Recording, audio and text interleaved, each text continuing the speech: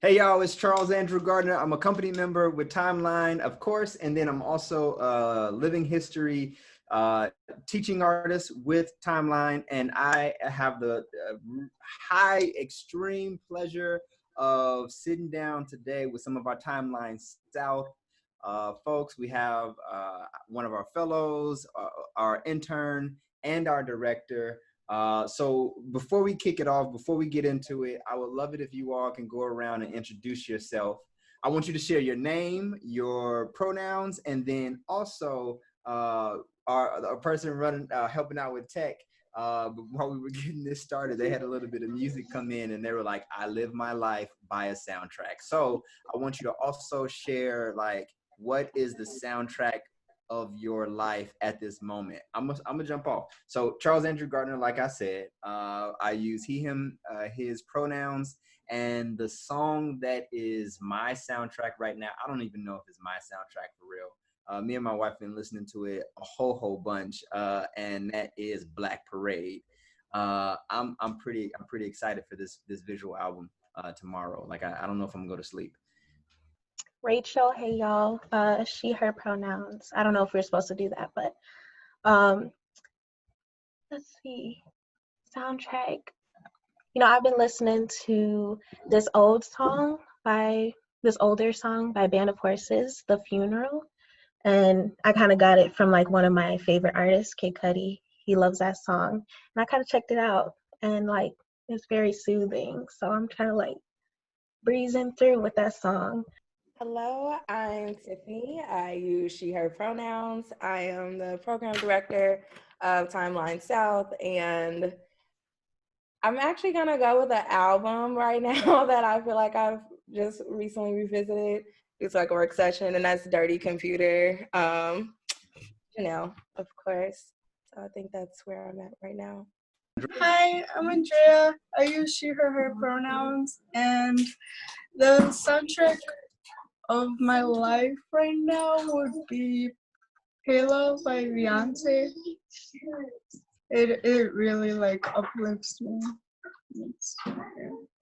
That's great, y'all. Look, and I think that we could use some of that, like that uplift, because we're kind of in a weird time right now.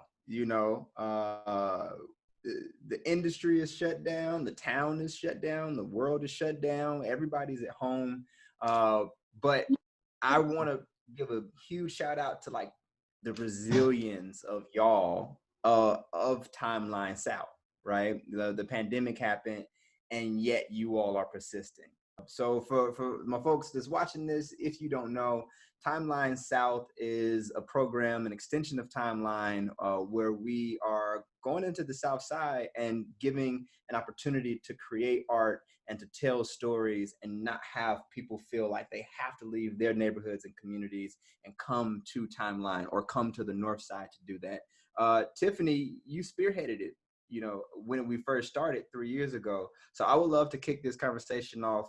Maybe start with the inception of Timeline South, how you came up with it, where we started.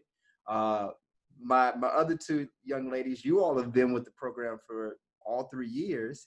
So I would love to hear about you all's experience going from just general students to being the fellow and the internship. And then somewhere in there, we'll kind of talk a little bit about just the experience of this year, right? And how we've been able to use technology to not let the pandemic and not let all of the rest of the craziness that's going on in the world stop us from getting together and doing what we're supposed to do as artists, which is creating art and telling stories. So Tiffany, start way back at the beginning with how did Timeline South come about? Yeah, let's go way, way back. So Timeline South, this started 3 years ago. And, as Charles just mentioned, that it is an extension of our current living history program where we go into schools throughout the year and engage in art making in our current season that we have going on at Timeline. And I think that was probably the start, baby seed of where Timeline South stemmed from, was going into classrooms with teens and students, and we're there for a week. And then after the week ends, they're like, what's next? So y'all just gonna leave us? That's it? We want to keep doing this. We want to keep creating art. And so part of that was also just creating a space where the work can continue. And not only that, continue in a place that is accessible for them to get to on a daily basis for a full 6 weeks of camp. I think a bit of my personal journey around just why TimeLine South and why in that way is because I'm personally from the South Side of Chicago. So I was a part of arts programs growing up. That is how I got into theater. But the program that I was a part of called for me to be downtown. I had to leave my neighborhood. You know, it wasn't a lot of my friends who I grew up around me that were able to be a part of that experience with me downtown. And although there were so many beautiful connections and learnings, I also always have wondered what it would be like to also make art with those who might have more of a similar experience as myself. So I think that that is really at the root of where TimeLine South began around why should it be on the South Side, right? Making it accessible to teens and also allowing them to build community in their community and make art that is for their community. The shows are absolutely free. And a part of that is also around, you know, engaging with our communities. So not only do we create art, but a big piece and part of our product is our process. And the process stems from us like getting into like, what are the things that we want to talk about? What are the things that we love about our community, right? What are some of the challenges of our community? How can we as individuals, as artists, as teenagers, do something to create change or start conversation? And a part of that is actually getting out and talking to the people who live in these areas and being there. So I think that that's a lot of a wide span of TimeLine South, but I think at the core and the heart of it is to give teens a space to be the leaders that they are, to be resilient, to use their voices, to make something, build something that they can say is theirs. It's really at the heart of it. For me, I kind of like see like a pattern or like, you know, ideas being weaved through each year because actually we just had like a little bit of this conversation today, how we always like have the theme of a grandmother or like a older person in our shows. We had we had a grandmother in each of our shows, and we're gonna have one in the one that we're creating now. And our head designer Levi, he actually brought up a really good point of like how a grandmother is really important in like our culture and how we always look up and like follow with that. And another thing is just not only like themes of characters, but like themes of like what we want to give voice to that doesn't really get brought up in society or people like shy away from. So giving those like situations voices, I think, is my favorite part of what TimeLine does. Like make people feel like, you know, these issues are something that we need like to give voice to because nobody really pays attention to it. I didn't get a chance to see you all show last year, but the first year show, you know, I was like, whoa, how did you all create this amazing work in such a short time, you know, and like you all weren't like professional actors, but I felt like I was watching a professional show. So Tiffany, talk to me a little bit about just TimeLine South process and how is it different from what you've done in the past? Like, you know, it's a whole new thing this year. So talk to me a little bit about that. So I think one of the things about this process this year is that it really resembles a professional artistic process of putting up a show in theater. So our weeks are scheduled one by different concentrations. So they learn something new each week with a new lead TA. Although we're all working on devising a piece, we get different approaches. So like week one, we call Ensemble Week, which was actually led by Rachel and Andrea. And this was the very first time that we've had alumni or our intern or fellow actually lead a week of the program. So that was really exciting. Week 2, we're in movement. Week 3, we're in acting. Week 4, we're in writing. Week 5, we're in tech and design. And then week 6, we putting it all together, making it make sense. Is a bit of the journey and of the process. On Fridays, we have what we call a production meeting, which is, again, resembling of, an actual artistic process. And we have one as TAs, but the students also have one, which is a bit around how we kind of synthesize all of the activities we've done all week and think about what's most important, what is lingering with us, what do we want to say, and those are always on Fridays. So production meeting is kind of the start, or maybe Flex Friday. I'll let Rachel and Andrea talk about how we got to our topic this summer through this new process. Yeah, I think it all started off at ensemble, that first ensemble week, Flex Friday, because we told the what is important, what topics do you want to give voice to, and they kind of showed that in their performances on what we call Flex Friday, and we kind of dragged that into the second week. So we mentioned these topics. What are some highlights you want to pull from each of the performances? And I know that at first we were puppets and poems, because that was a part of people's Flex Friday things, and they're puppets and poems, puppets and poems, puppets and poems, just really enforcing that. And we're okay, yeah, we get it, but what do you want to share through these puppets and through these poems? And that's kind of where we started digging in.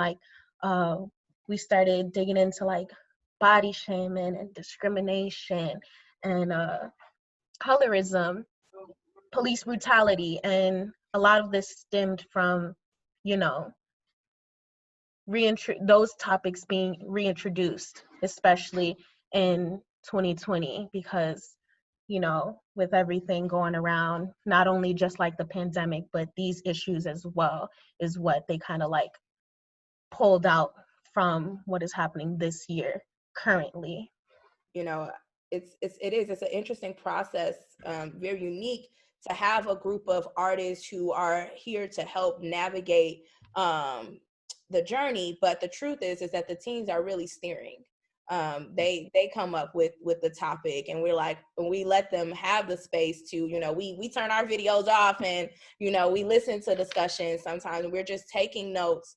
But they really come up with what they want to talk about. It is not something that we come in and be hey, y'all, we're going to talk about this summer. It is relevant. It is necessary. It is urgent, because it is now. It is what they are experiencing right now that they want to talk about. And I think that's beautiful.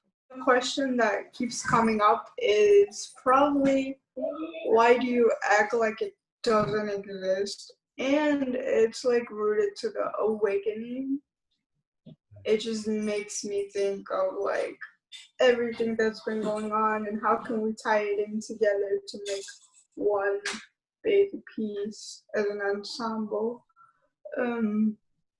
I definitely think that it's a process to even talk about, and how do we take care of ourselves when we start talking about these topics that can be so difficult to talk about, even when people sometimes put it off to one side because they're not used to the topic being brought up, because it's just something that we just put aside because we're not ready to have a conversation like that. But also, how can we have that conversation and still be aware of what's happening around us, and how can we help to make this world a better place and to be more safe? I think that it was started to be an arts program, right? Or a theater camp, if anyone knows exactly what that means in any way, that's a treat. But what I feel like the program has grown into being is something even deeper than just us creating art, but it is a space of healing and wellness. Is a huge lens. So not only are we creating this work as a way to help within our community, but also to heal within ourselves? For me, I think it just helps me for like my mental state and like to bring back my creativity when I feel that I lost it. And I feel like last year, the beginning of the school year, I really did lose myself. And I don't know, I feel like Timeline South is really a space where I feel like myself and I don't feel judged, but I can also artistically be welcomed at any moment. So I just feel like it's like my safe space. And it really helps me develop as a person. And I really like to teach people how to be more artistically inclined to what it is they want to become. So that's why I chose to come back, and not only for myself but for others. Also, leaning into what Andrea said, like it really helps me in my mental state because like in my household, we don't really discuss those types of problems, and being able to like talk about it freely, and even having like the wellness sessions that we added this year, it really helped me grow and realize like the problems I have, or not problems, but like the things I would like to fix in myself. And also just like giving myself a voice, that's really really big for me, that came with Timeline, because like I'd write all these poems like, and it's too personal to share with family, or my friends wouldn't understand where I'm coming from. But like, you know, in this space, like I feel comfortable with sharing it because I know like people could relate to what I'm trying to share through my art. And just like never having my voice like rejected or looked down on. I think that is one of the main reasons why I keep coming back, because it sparks my creativity as well. And I think I said this before during one of our sessions, about how like for a while I lost my creativity, but we started talking about this topic, which kind of like sparked it. And I came up with something new that I feel comfortable with sharing. Rachel just mentioned that we have included wellness sessions. That is new for this summer, 2020, where we have a summer counselor who is here with us on site for our full sessions, as well as offer students free wellness sessions that are 30 minutes long, weekly, that they have the option to sign up for completely free of charge to help support this process. That's genius. That's literally genius, because art in itself can be right, a cathartic process. You see a play and it shares something that you're dealing with, or that maybe that you're going through, and it sheds light. But then to go even a step further and to offer a wellness opportunity inside of an arts program, I mean, that is innovation at its finest, which is, I think that this year's program is innovation at its finest, right? The pandemic hit, and you took an in-person program and turned it into a virtual program. Tiffany, talk to me a little bit about just like what that was like, what hurdles you had to jump, you know, how you ended up setting it up. I will be the first to say that, you know, when the pandemic happened, I think the first thing I thought about was summer and Timeline South, and if we were going to be able to do this or how we were going to be able to do it. And I think that one of the things that we decided was that one of those options weren't on the table, and that was that we were going to do it no matter what, and we were going to find a way. I want to say that the way in which it happened was actually through a team of artists who've come together. One, our living history team, our core team that we use throughout the year, who goes into schools. They were a big help as far as planning sessions of us really brainstorming what do we need in this virtual space, what are some of the things that might come up, as well as the Timeline South team. From last summer, it's the same team from of this summer. We've been planning since April meetings, as well as talking with other arts leaders in Chicago. There was a moment where I feel like all of the arts leaders all over the city like kind of had to huddle together. Like there was a moment of community of us coming together and really, you know, sharing, you know, virtual games. And I've tried this out and we need these safety models. And these tools and things that you never think about. And I think what became the biggest piece that we're like, how do we do a show, a theater performance, and we are behind a screen all day and we can't be next to folks. And I think that is where we decided we actually are in the best hands. We're in the hands of teenagers who are very technologically inclined and equipped and ready to do this. And when I say that they have exceeded, and we still have 2 more weeks left, beyond the ideas around what is possible in this virtual world, they absolutely have done that. I think the biggest part is that we are still learning what to do in this virtual world, that we have not, that every day we learn new functions, new features, new practices that we must put into place.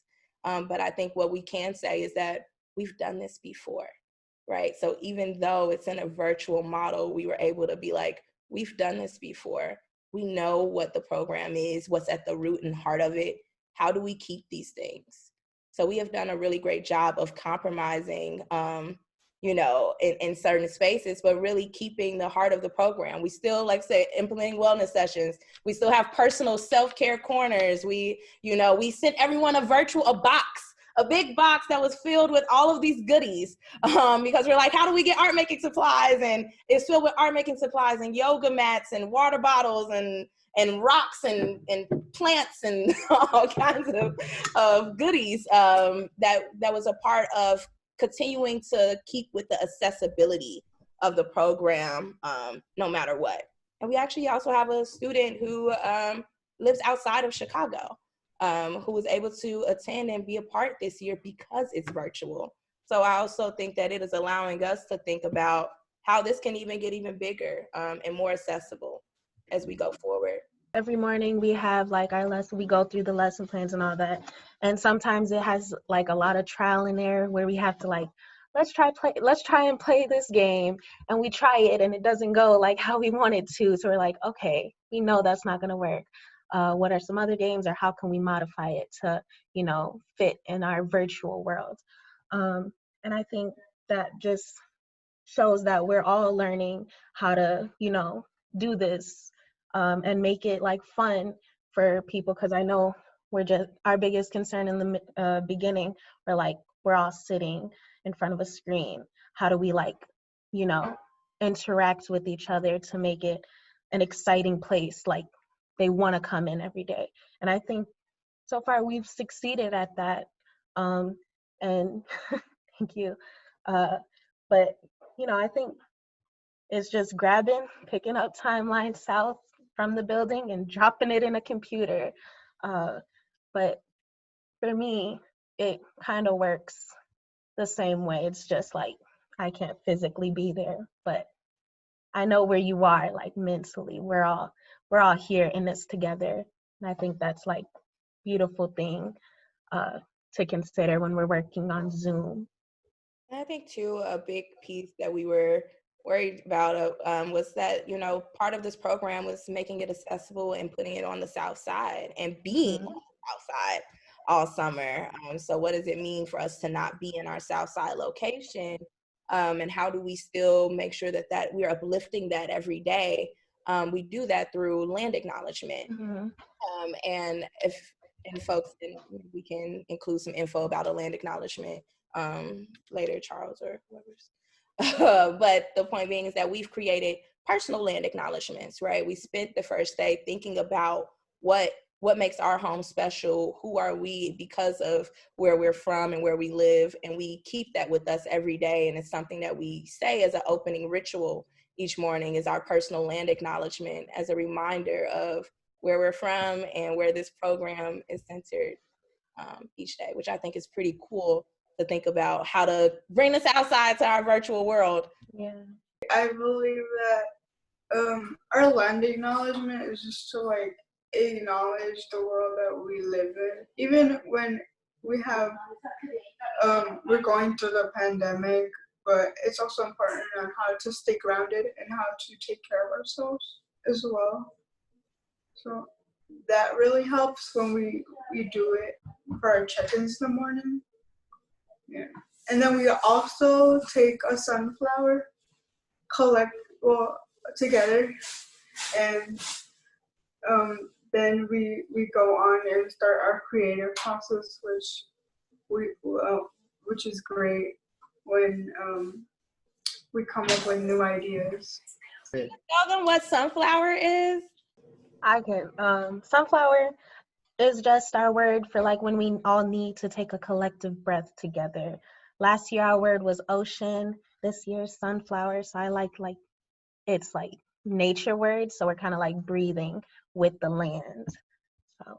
So y'all have shared so much that you've already learned. Like I'm learning a lot of what you all are learning and experiencing as far as taking care of yourself, speaking truth to things that don't normally get a chance to be talked about, taking care of, making sure that we are acknowledging the land that came before us and the people who had this land before us, and even down to like collective breaths. That's so much to learn. You all, Andrea and Rachel, you've been with the program for 3 years. Give me I know this is going to be tough, okay? So my bad. But give me like 1 or 2 things that you're just like, yo, I have learned this through my time with being with TimeLine South. And I say it's difficult because now you all are in a decision-making position, right? So maybe one thing that you've learned as a participant of TimeLine South, and then one thing that you've learned as being the fellow or the intern of TimeLine South. I think one major thing I learned, and I'm still probably learning, is like looking into like other people's views of life, being careful with the things that I say, because taking into consideration other people's emotions is something like I never really did before a TimeLine. Like I just, whatever was in my mind, I just say it. And it sounds like, I don't know if it sounds like a bad thing, but I consider it as a good thing, because like I want to have this place for everyone to feel comfortable. And, also communicating that uncomfortability or whatever, being woke in what you say. I don't know if that makes sense, but that's kind of how I view it. And ever since, being chosen as the artistic fellow, it's kind of like working and learning how to like present myself as like a TA kind of lead, and still being able to perceive myself as like a participant, as a youth in the ensemble. And I think I'm still working on that as well. And we've had discussions about my role and how we're gonna like include me in certain positions. But yeah, it's been kind of difficult being like in the middle, because when we get in those breakout rooms, I'm like, what's up, y'all? Like I let loose, I'm like, joke around, but then it's like, okay, let's go back. What are we going to include in this presentation that we need to present to the TAs? So it's like having a relationship with the youth while being, a facilitator in those types of situations. That's really cool. So like finding the balance between participating and leading. Yeah. That's some good leadership skills. All right. I like that. Andrea, what about you? For me, when I first started TimeLine, I was like really shy. So just from being there for years, is that I learned that it is okay to be myself, and it is okay to be who I am, even if it's different. And that's something I always struggle with. But when I'm like with the ensemble, they never made me feel any less than them, or they just always made me feel included. And that's something that as well always kept bringing me back. Because even when I feel lost at some point and I feel that I'm not accepted, I could always look back at them and remember that I am and that it's okay to express myself. But also having that role as an intern, it is challenging because, you know, you have to keep track about every single student that like is here and that's not. And then sometimes it's hard because they may not communicate or may forget. But at the same time, for me, it's like, how can I assist you even when the days that you're not here? How can I assist you on being ready for the next day and also making sure to take care of yourself? But it's all about, I think, as Rachel said, communication is what really helps. Yeah. And just being mindful that we all have our days. And yeah, and also how to welcome the ensemble when they are here, which is actually pretty great because they always seem to be comfortable, even though they're new. They're learning. That's it. Tiffany, talk to me a little bit about the you know, how you came up with those roles for our returning students. So the roles were originally Artistic Fellow was created the first year as a way to give mentorship and opportunity and access to someone who wants to be an emerging leader, an educator, specifically through TimeLine South, Southside programs. And it has kind of evolved since that first year to really honor alumni who have been a part of the program, as well as a way to uplift their leadership as a way to keep the program going.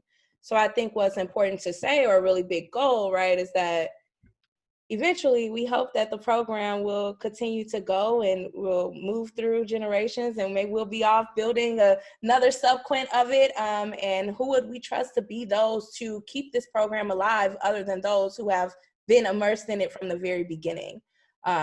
So that is where Rachel and Andrea come in, who have both been here since their first years. And I might just share a little bit about both of them, just seeing their growth. I think Rachel, what was it, your sophomore year going into your junior year, and I think Andrea was going into her sophomore year, and she just graduated this year in 2020. But a big piece or part was that these two have shown just exceptional leadership throughout their time with us. They have been creative, they have been loyal, they've been reliable, they've shown up on time, ready to work. I believe their peers look up to them very much so, and go to them for questions and guidance. And I couldn't, they are the intern and fellow this summer for those reasons. I think that what I've learned during this process is, one, self-care for myself, and what it means to be a leader and to collaborate. And I want to just take a moment too to just uplift that, you know, there's a whole team that works alongside the artists, the young artists who are the teen ensemble, but we also have a teaching artist ensemble with several different concentrations. And this summer we've actually approached the summer quite differently, and I think it's specifically based off of what I've learned over the last 2 summers, of what it means to really welcome in, as Rachel and Andrea just said, right, different styles and approaches and people and experiences, and how much color that brings to our world, and our process. And I feel like it has taught me how to be a better listener, how to be a better communicator, how to live in a space of ambiguity, but also be very rigorous and resilient, and to really be confident. And I think that I learned that through being inspired by our young people and the teaching artists that I work alongside. So that's my learnings. All right, I'm gonna give you one last thing, okay? Well, actually, no, 2 things, okay? The first thing that I want to hear is I hope this is like a sneak peek for all of our ticket buyers, our subscribers, any of the folks that would have come to the Timeline South performance if it was live. I want to use this as a sneak peek. So what are y'all working on? Like what can we expect to see? I know it's hush hush, so don't give it away. But like if you can drop like a little clue, if you can drop like just a seedling of an idea for us to think about for the next couple of weeks while you all are creating what you are creating for the next couple of weeks. So that way, when it comes together, it's like this magic, the anticipation has built, and now we are ready to receive whatever magic you all are going to give us. Mm-hmm. So give me just a little idea to get us started. Man, we're working on like, when I tell you everything, I mean everything. But this like in this piece includes like poems as usual. We are gonna include like songs, maybe like movement pieces. We're gonna like use this Zoom square as much as we can. Like take it up, like embrace it. Since we're already here, we gotta embrace it. But this is like a very, our theme question for this year is like very big, I feel like, and impactful as well. Tiffany, yeah, ooh, the awakening, that's what we're working on. Take that how you want, but it's awakening. The awakening. Yeah. Okay. I like it. Leave me, y'all. Leave me with a final thought. And not just me. Anybody who's watching this, leave them with a thought. And I want that thought to be around creativity. I mean, both of you all three of you really spoke about how Timeline South for the past few years have helped you to hold on to your creativity and to find your creativity and redefine what your creativity is. So if you can give in a sentence or so, just like for everybody that isn't fortunate enough to be a member of Timeline South, how can we hold on to creativity in times like this? I think times like this do spark creativity because, you kind of like locked inside in a way. And everything that you need for your art making is like up here and in here. And, I think it gave me time for reflection. Like, it's okay. Like, my reflection on this whole pandemic thing that's going on, the craziness of the world, it kind of like froze, like my world stopped turning for a little bit to just focus on me. And it's like, it's okay to be, alone by yourself. Like you don't, like you are the best company that you're gonna receive in life because, yourself, you can always like look in the mirror and talk to that person, uh, you know, um, but yeah, I think this kind of like could spark creativity even though everything's like bad around. Creativity comes from in oneself, but that's where I kind of view it as. I don't want to like view it as like this bad thing that happened, but kind of like taking the good. What can you make? What like your creative sparks, where is that coming from when you can't get it from the outside world? For me, I agree with Rachel. I feel like this pandemic and this whole year has been chaotic, but in a way that you can really reflect on yourself. You have time to yourself because you have nothing else that's distracting you. But at the same time, making sure that you are being taken care of and just talking to someone if you need it. Well, like for me, it really helped me spend more time alone with myself because that's something I always struggled with. I felt that I needed it, but then I learned that I really don't. And most times it's better off to just be with yourself more because that's how you challenge yourself in a way and just be able to concentrate more on what it is that you need on yourself and how can you work better for yourself and just be the best you can be in such hard times. And yeah, it has definitely helped me become more artistic, and trying to learn new things also is a very helpful way to like stay busy. So, but yeah, so I think that it has helped me and others really. Thank you. Thank you. Tiff, what about you? Yeah, I'm gonna leave us with, this is from our ensemble agreement. So from our piece, something we like to use is no poem before the poem. And what that means is simply, right, that you have the freedom and power to tell your story. You don't have to give any backlash. You don't have to make a justification for it. That you have the freedom to be whoever it is you want to be, to say what it is that needs to be said, and to fight for whatever it is that you want. No explanations needed. So no poem before the poem. I love it. I like I'm so full just from talking to y'all. I love everything that just came out of this call, y'all.